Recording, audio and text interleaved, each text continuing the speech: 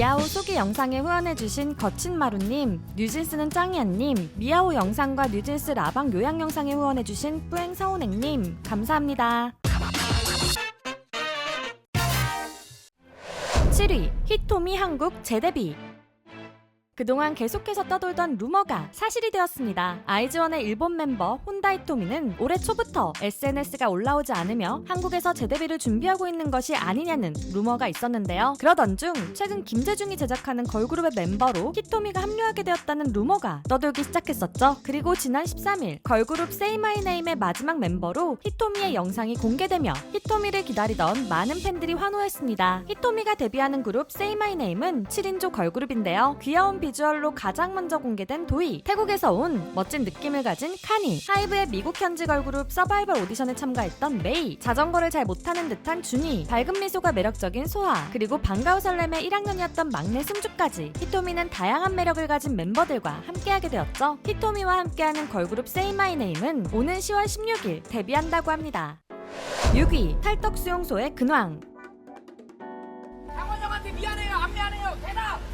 장원 형한테 미안합니까, 안 미안합니까? 대답! 대답하세요! 원영이한테 미안해요, 안 미안해요?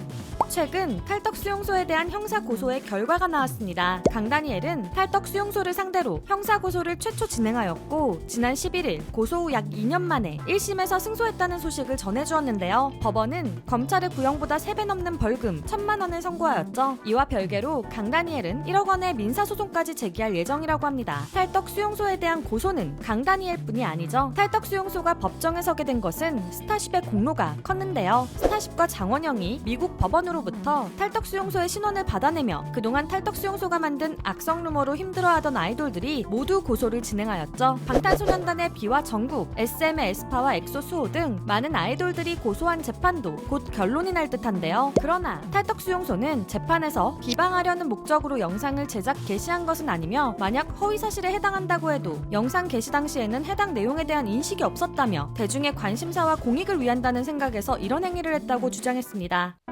5위 슈가 약식 기소.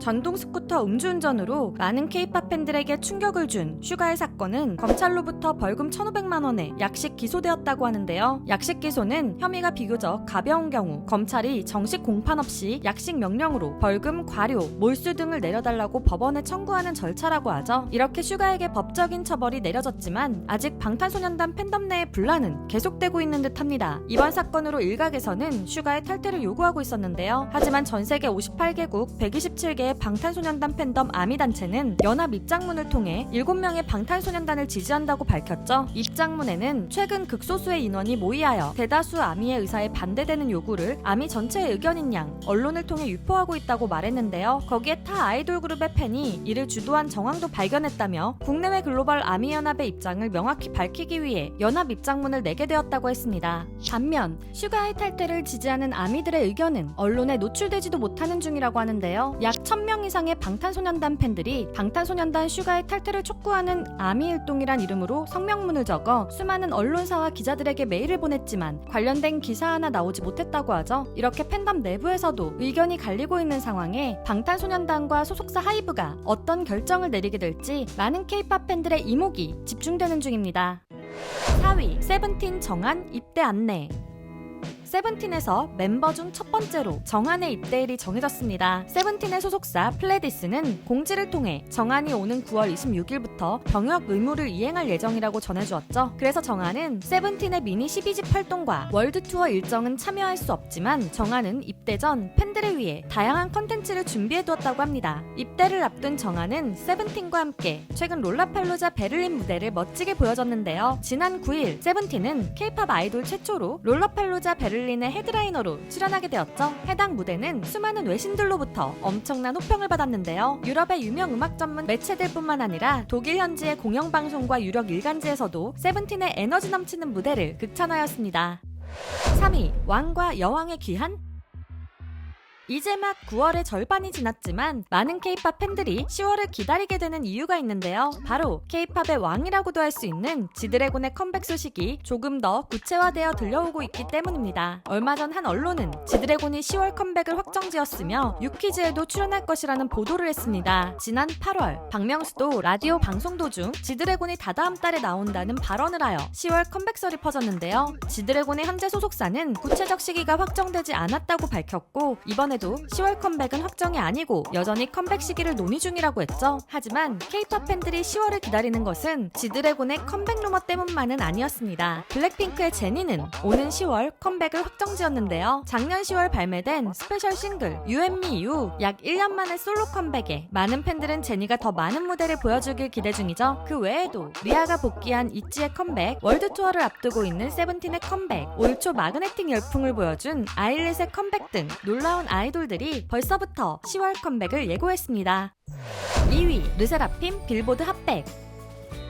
르세라핌의 미국 인기가 심상치 않습니다. 르세라핌의 이번 컴백곡 크레이지가 빌보드의 메인송 차트인 핫백 차트에서 무려 76위로 진입을 한 것인데요. 빌보드 월드 디지털송 세일즈에서는 1위를 하며 국가 및 지역을 막론한 글로벌 인기를 제대로 보여주었죠. 게다가 메인 앨범 차트인 빌보드 200에서는 7위에 올랐다고 하는데요. 차트 성적이 끝이 아니었죠. 르세라핌은 미국 4대 대중음악 시상식인 MTV 비디오 뮤직 어워드에서 올해의 푸시 퍼포먼스 부문을 수상했다고 합니다. 거기에 MTV VMA 프리쇼 단독 무대를 선보이며 멋진 환호를 받기도 했는데요. 이렇게 글로벌한 활약을 보여주고 있는 르세라핌이지만 팬들에게 아쉬운 소식이 하나 있죠. 바로 은채의 뮤직뱅크 MC 하차 소식인데요. 아무래도 앞으로 진행할 월드 투어와 함께 매주 MC를 보는 것은 힘들어 보이죠. 뮤직뱅크의 MC로 많은 사랑을 받은 은채는 아일릿의 민주에게 바통을 넘겨줄 예정이라고 합니다. 1위 뉴진스의 현재 상황.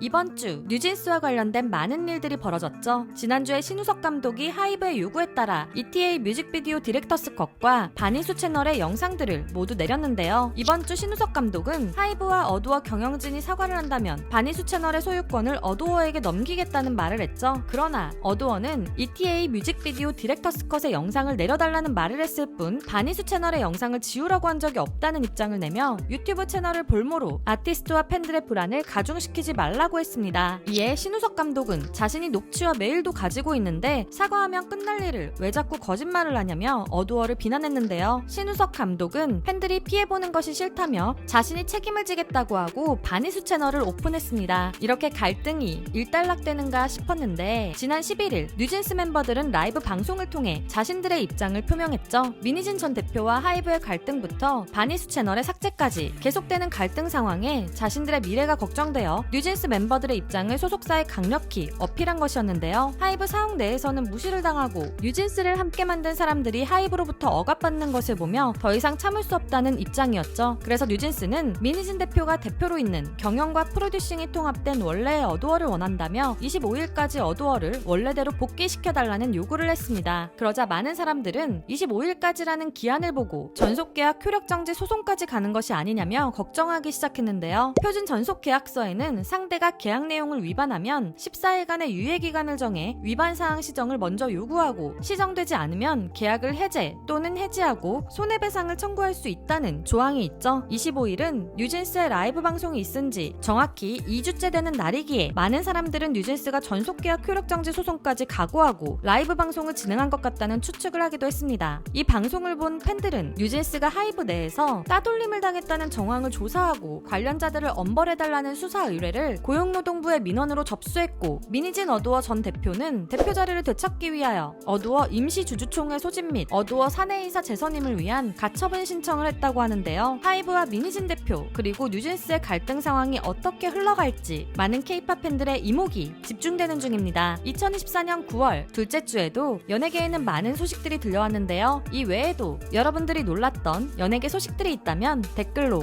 공유해주세요. 지금까지 연예계 소식을 전해드리는 듀람이었습니다.